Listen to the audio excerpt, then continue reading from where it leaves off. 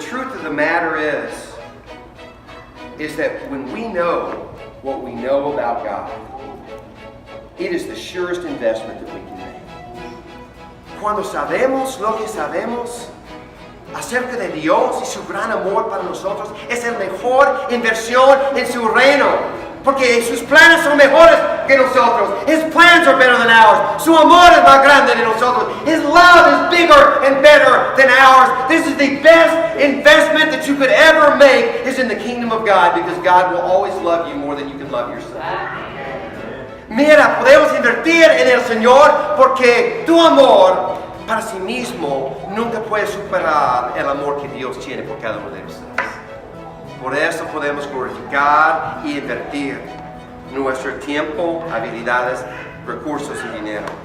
We can give it all because God will never, ever steer us wrong. When I remember where it comes from, I can place my trust, my resources that will not fail. Cuando recuerdo dónde viene todo, puedo poner mi confianza y recursos en lo que no fallará. It all comes from God. Todo viene de Dios.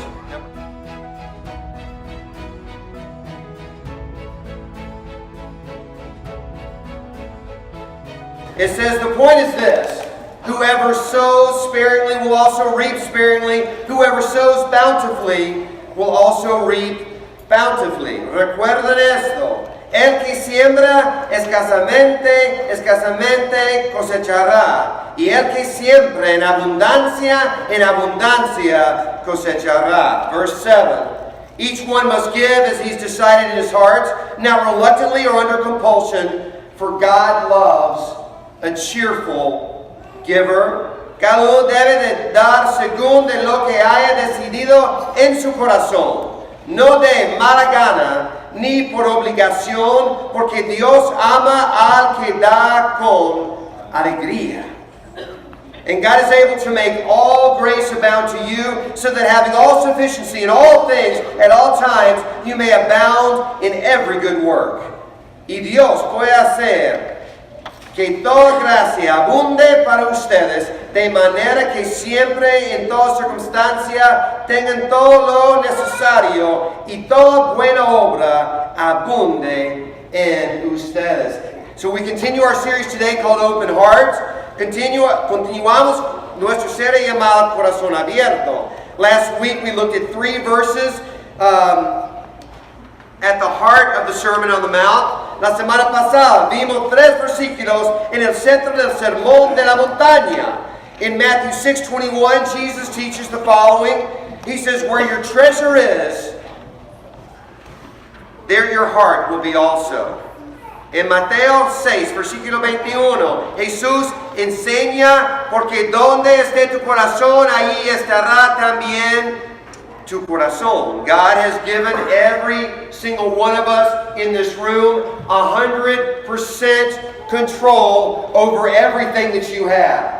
Dios nos ha dado 100% control de todo lo que tenemos. Los recursos, dinero, tiempo, etc.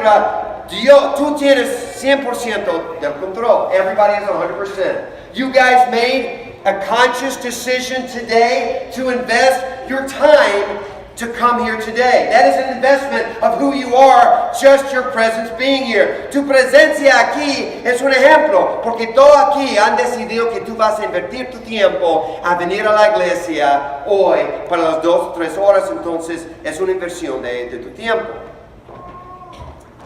Where we choose to invest these treasures reveals where our heart is.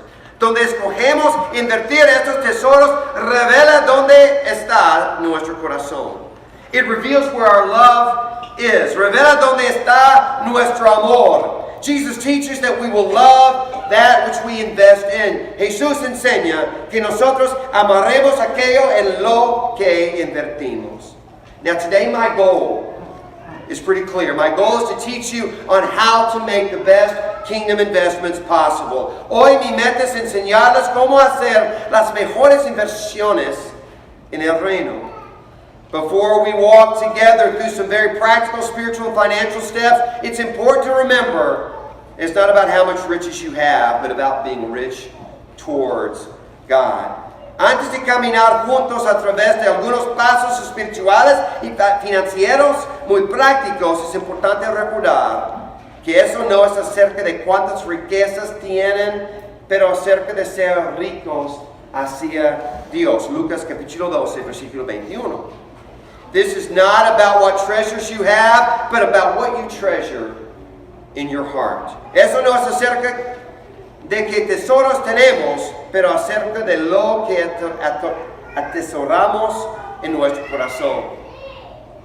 Whether you have 200 or 20 bucks in your pocket or $2,000 in the bank, the question is not how much you have, but what you are investing in what you have. No importa si ustedes tienen $20 en el bolsillo o $2,000 en el banco. La pregunta no es cuánto tienen, pero cómo están invirtiendo lo que tienen. Now it's made very clear in 2 Corinthians 9, 6 through 8. Paul makes the point that the benefits and the blessings that I receive from God are made possible not by how much I give, but by the attitude and the commitment by which I give them. Eso es muy claro en 2 Corintios 9, 6 hasta 8. Pablo hace el punto que los beneficios y las bendiciones que recibimos de Dios son posibles no por lo mucho que damos, sino por la actitud y el compromiso por el cual damos.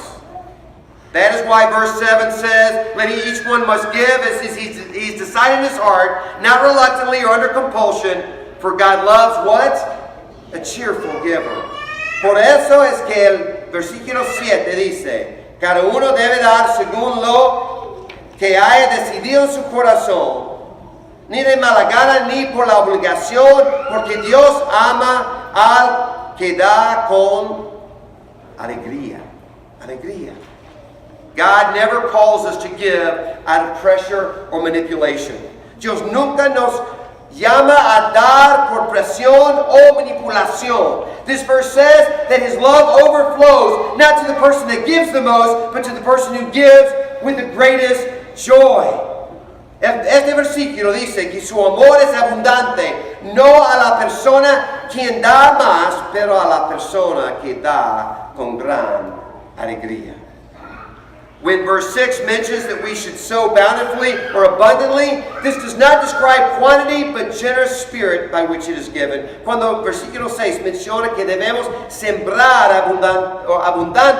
abundantemente, eso no describe cantidad, sino el espíritu generoso por el cual uno da.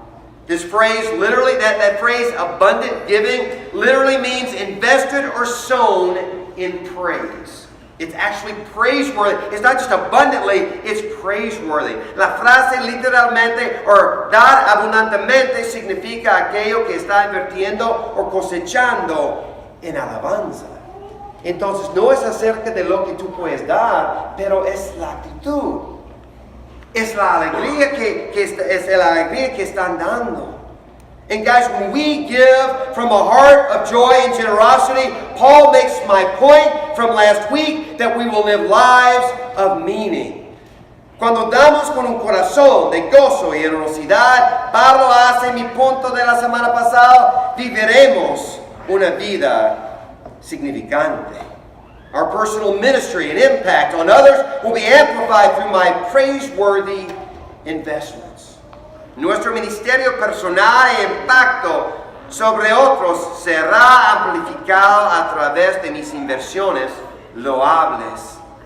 Verse 8 says, and God is able to make all grace abound to you, so that having all sufficiency in all things at all times, you may abound in every good work. Versículo 8 dice, y Dios puede hacer que toda gracia abunde para ustedes, de manera que siempre, en toda circunstancia, tengan todo lo necesario y toda buena obra abunde en ustedes. This verse does not mean that God will give us everything we want, but that He will supply everything we need to impact the lives of others. Este versículo no significa que Dios nos dará todo lo que queramos, pero Él nos dará todo lo que necesitamos para impactar las vidas de otra gente. That is what it means to abound in every good work. Eso es lo que significa toda buena obra abunde en ustedes. So how I give is as important as what I give. Así que cómo damos es tan importante como que damos. What are some steps we can take today in order to give from a generous or a cheerful heart? ¿Cuáles son algunos pasos que podemos tomar a manera de dar con un corazón generoso y gozoso? Now, fortunately, the Bible is full of incredible practical instruction for us on how we can treasure God and how we can give from a cheerful heart. Afortunadamente, la Biblia está llena de instrucciones prácticas e increíbles de cómo podemos atesorar a Dios y dar con un corazón gozoso. Now, some of this outline today, I'll be honest with you, comes from Pastor Rick Warren's financial fitness messages, and I'm grateful for his teaching and ministry that I'm using in part today. Parte de este proviene del mensaje Salud Financiero de Pastor Rick Warren, y estoy muy agradecido por su ministerio y enseñanza.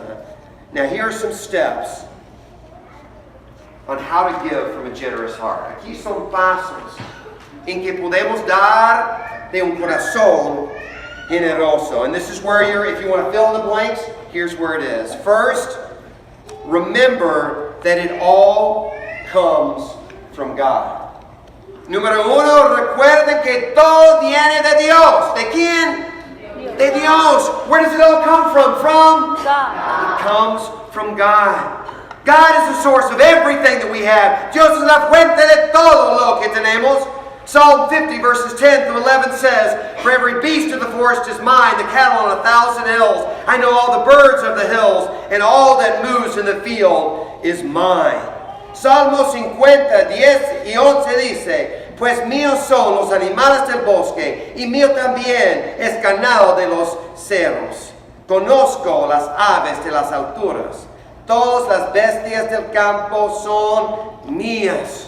When you are tempted to take pride in your accomplishments, your ability, your hard work, your possessions, ask yourself the following questions. Cuando sientan la tentación de ser muy orgullo de todos sus logros, habilidades y trabajo duro y sus posesiones, pregúntense a sí mismo estas preguntas. Who woke you up this morning? Not your mom or your dad. Who really woke you up? ¿Quién los despertó esa mañana? No tu esposo, no tu mamá, no. ¿Quién realmente te despertó? Who really woke you up this morning? God. Who provided the air in your lungs? ¿Quién proveyó el aire en sus pulmones? Dios, God. Who created the brain that you are thinking about these questions right now? ¿Quién creó el cerebro con el cual están pensando en estas preguntas en este momento? Dios. God. Now the Bible teaches us, not only does God own everything, but He gives you the ability to make money. La Biblia enseña que no solo todo le pertenece a Dios, pero Él nos da la habilidad de hacer dinero. Deuteronomy 8, verses 17 through 18 says, and it's on your sheets, "Beware lest you say in your heart, my power and the might of my hand have gotten me this wealth. You shall remember the Lord your God, for it is He who gives you the power to get wealth." Deuteronomio 8, 17 y 18 dice, "No se te ocurre pensar, esta riqueza es fruto de mi poder y de la fuerza de mis manos. Recuerda al Señor tu Dios, porque es Él quien te da el poder para producir esa riqueza." If you look at life in terms of investment, wouldn't you want to invest in something that was a sure thing? Si vemos la vida en términos de inversión, ¿no quisieran ustedes invertir en algo que es una cosa segura? Read a story not too recently about a husband and wife who had a cat, who were cat owners. Yo leí una historia hace un rato sobre una pareja, un hombre y mujer que son dueños de un gato en la casa. Now, the wife treated this cat like it was her own child. Esta mujer trató al gato, cuidó al gato como fue su hijo. The husband hated the cat. El hombre, él no quería este gato. Fue una gran molestia cada noche. He was always mad at the cat. Siempre está muy enojado con este gato. He was always mad at the cat, and the wife just loved this cat. La mujer amaba mucho a este gato. One time, the wife decided to go on a trip by herself with some other girlfriends and left the husband alone in the house with the cat. Un día la mujer salió de vacación con otras amigas y dejó solito el gato con su esposo. Well, if the husband didn't like the cat while the wife was in the house, he certainly didn't like the cat when she was away. Si él no se gustó el gato cuando su mujer está allí, peor cuando la mujer salió. And so one night, he took the cat. And he went. They lived close to the sea, and so they went down to the dock. And he found a boat that was about to leave, and he stuck the cat on the boat. En una noche, él estaba viviendo cerquita al mar. Él salió con el gato y él llegó y él puso el gato en el barco para salir. 4 days later, the wife returns. 4 días después, la mujer regresó a la casa y no hay ningún gato ahí. And the cat's gone. And she asked the husband, hey, where is the cat? He said, I don't know. He just left one day. I don't know where he is. That's true, right? He put it on the boat. He knew where the boat was going. It was literally, technically true. Él dijo a su mujer que mira, el gato salió. No sé dónde está en este momento. Técnicamente la verdad, porque él no sabía dónde se va el barco. Entonces técnicamente él está diciendo la verdad. And so for 2 weeks, the husband assists the wife looking for the cat everywhere. I mean, posters, calling people, going down neighborhoods, around looking for. Por 2 semanas, este hombre está ayudando a su esposa a buscar este gato en el vecindario. Ellos están corriendo, dando volantes, etc. And finally, the husband says, I know I didn't get along with the cat very well, but because of your love for the cat, I know it's not worth very much, but I'm actually going to put an ad in the paper that I will pay $5,000 if someone will return this cat. Él dijo a su mujer, mira, entiendo tu corazón para este gato. Tal vez yo no estaba en el acuerdo con este gato, pero tú tienes un gran corazón por este gato. Entonces voy a poner en la prensa que yo puedo dar $5,000 para la persona que pueden devolver este gato. And the wife was overwhelmed. Y la mujer está casi desmayando por la noticia con este gran amor para este hombre. And one of the husband's friends heard about the $5,000 reward, and he went and talked to the guy. Uno de los muchachos, de los amistades de este hombre, llegó para preguntar, why in the world would you give $5,000 just for a cat? Él está preguntando, ¿por qué vas a dar $5,000 solo para un gato? No tiene razón. And the man said the following, if you knew what I knew, this is the best investment that I could ever make. El hombre dijo, si tú sabes lo que yo sé, esa es la mejor inversión que yo puedo hacer. But the truth of the matter is that when we know what we know about God, it is the surest investment that we can make. Cuando sabemos lo que sabemos acerca de Dios y su gran amor para nosotros, es la mejor inversión en su reino. Porque sus planes son mejores que nosotros. His plans are better than ours. Su amor es más grande de nosotros. His love is bigger and better than ours. This is the best investment that you could ever make is in the kingdom of God, because God will always love you more than you can love yourself. Mira, podemos invertir en el Señor porque tu amor para sí mismo nunca puede superar el amor que Dios tiene por cada uno de ustedes. Por eso podemos glorificar y invertir nuestro tiempo, habilidades, recursos y dinero. We can give it all because God will never, ever steer us wrong. When I remember where it comes from, I can place my trust, my resources that will not fail. Cuando recuerdo dónde viene todo, puedo poner mi confianza y recursos en lo que no fallará. It all comes from God. Todo viene de Dios. Number two, if you're writing this down today, and this is going to sound really weird today, but number 2 is commit to work hard with integrity. Segundo, comprométense a trabajar duro con integridad. Studies estimate that you will spend 35% of your adult life at work during waking hours. Estudios estiman que ustedes gastarán 35% de su vida adulta trabajando durante las horas de vigilia. That's over 100,000 hours of your life. Eso es más de 100,000 horas de sus vidas. As God invests in you by giving you the power to earn money for you and your family, how you make that money is important to God. Así como Dios invierte en ustedes, dándoles el poder de ganar dinero para ustedes y sus familias, cómo hacen este dinero es importante a Él. Proverbs 15:27 says, dishonest money brings grief to all the family. Proverbios 15 dice, el ambicioso acarrea mal sobre su familia. This obviously means that you shouldn't steal from your job or cheat others in business. Eso obviamente significa que ustedes no deberían robar de sus trabajos o hacer trampas a otros en negocios.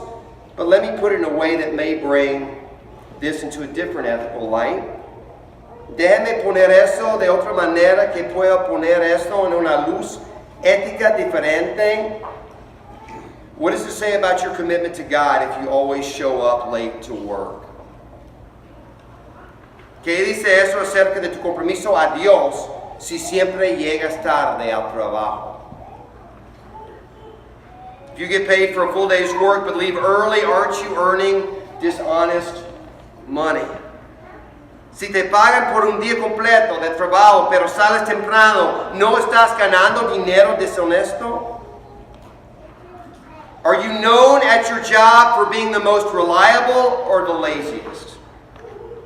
¿Te conocen en su trabajo por ser el más confiable o el más arrogante? Let me ask you it this way. If your coworkers knew you were a Christian, would they be surprised? Think about that. If your coworkers or if your school friends knew that you were a Christian, would they be surprised? Si tus compañeros de trabajo supieran que eres un cristiano, ¿estarían ellos sorprendidos or no? Guys, this is the choice to align your spiritual commitment to God to your practical life on the job. Esa es una opción de alinear tu compromiso espiritual a Dios con la vida práctica en el trabajo. It's a choice to trust in God's provision above any scheme to get rich the quickest way possible. Este también es una opción para confiar en la provisión de Dios sobre cualquier plan de enriquecerse rápidamente. Proverbs 13 verse 11 says the following: wealth from get-rich schemes quickly disappears. Wealth from hard work grows over time. Proverbios 13:11 dice, el dinero mal habido pronto se acaba. Quien ahorra poco a poco se enriquece. Our stats say that more than 4 million people are scammed in the world each year. Las estadísticas dicen que hay más de 4 millones de personas son estafadas en el mundo cada año. And while many victims of scams are honest, hardworking people, there's a growing number who participate in these schemes out of debt or desperation to make money as quickly as possible. Mientras muchas víctimas de estafas son trabajadores honestos, hay un número incremental que participan en estas estafas por deber o desesperación a hacer dinero rápido. If the offer is that good, you better sleep on it. Pray about it and seek advice before making a decision. Si la oferta es buena, mira, el momento que yo estoy diciendo la palabra oferta, todas las mujeres están despertando. The minute you say the word offer or sale, every woman in the room perks up, right? It is the open door. That's why they put all the sales stuff where they do, wherever you go in any store. Eso es porque siempre están poniendo las ofertas en lugares cuando puedes ver cuando estás en el mercado, ¿sí o no? En las tiendas. Now mira, if it's that good, sleep on it, pray about it, seek advice before making a decision. Si la oferta es buena, duermen sobre ella, oren al respecto, y buscan consejo antes de tomar una decisión. The Bible instructs us to make financial decisions slowly and that there's great value in working hard with integrity. La Biblia nos instruye a hacer decisiones financieras con cautela y hay un gran valor en trabajar duro con integridad. Number three, we're going through this quickly today. Next, honor God first. Número 3, honrar a Dios primero. Antes de todo, honrar a Dios primero. Now we call this tithing or giving God the first 10% of our income. Llamamos este diezmar o darle a Dios el primer 10% de nuestros ingresos. And there are 4 important aspects of tithing. Aquí está 4 aspectos importantes del diezmo que quiero compartir hoy. Because of time, I'm going to go through these quickly today. Number 1 is the promise of tithing. The promise of tithing. Número 1, la promesa de diezmar. God will bring honor to your pursuits when you first honor Him. Dios traerá honor a tus búsquedas cuando lo honras a Él primero. Proverbs 3, 9 and 10 says, honor the Lord with your wealth and with your first fruits of all your produce. Then your barns will be filled with plenty, your vats will be bursting with wine. Proverbios 3, 9 y 10 dice, honra al Señor con tus riquezas y con los primeros frutos de tus cosechas. Así tus graneros se llenarán a reventar y sus bodegas rebosarán en vino nuevo. First fruits were the first and the best of what I received in the harvest. Las primicias eran lo primero y el mejor de lo que recibieron en la cosecha. Number 2 is the purpose of tithing, el propósito de diezmar. God doesn't need our money, but He deserves our trust. Dios no necesita nuestro dinero, pero Él merece nuestra confianza. Tithing reveals my level of trust in God. Diezmar revela mi nivel de confianza en Dios. Deuteronomy 14:23 says the following, and before the Lord your God, in the place that He will choose, to make His name dwell there, you shall eat the tithe of your grain, of your wine, of your oil, and the firstborn of your herd and flock, that you may learn, here it goes, to fear the Lord your God always. Deuteronomio 14:23 dice, en la presencia del Señor, tu Dios, comerás la 10ª parte de tu trigo, tu vino y tu aceite, de tus primogénitos, de tus manadas y rebaños. Lo harás en el lugar donde Él decida habitar, así aprenderás a temer siempre al Señor tu Dios. Tithing models. Let me just say one thing about that verse. I was reading that, and it says to eat the grain, the tenth. Is that a little confusing to you? Es un poquito confuso cuando dice que debemos comer la 10ª parte del grano, el trigo ahí. when it says that, what happens is God brings all the stuff He brings all the tithe to the storehouse, and He doesn't just go, I'm just going to keep it myself. In the Old Testament, they had a grand party, and they actually ate part of what was given. They actually were able to enjoy it as a whole part of what they were doing.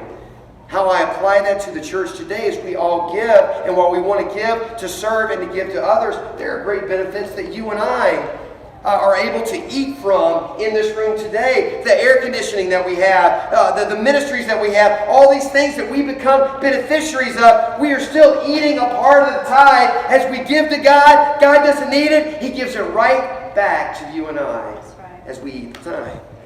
Now I got to explain that in Spanish. Now mira, cuando dice que debemos comer o comerás la 10ª parte de tu trigo, significa que mira, Dios no necesita nuestro dinero.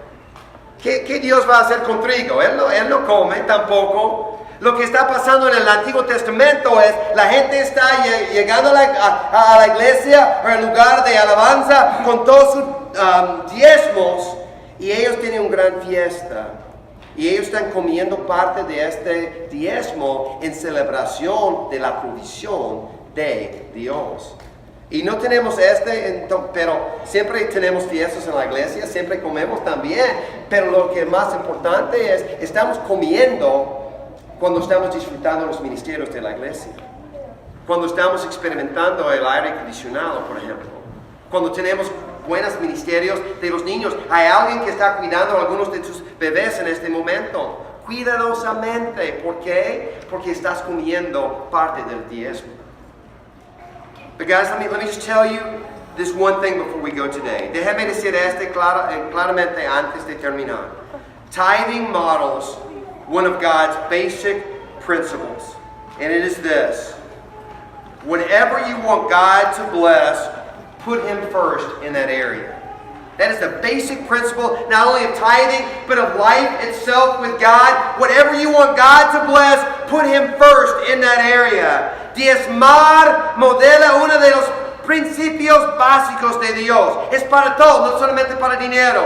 Lo que querías que Dios bendiga, ponlo a Él primero en esa área. Now mira,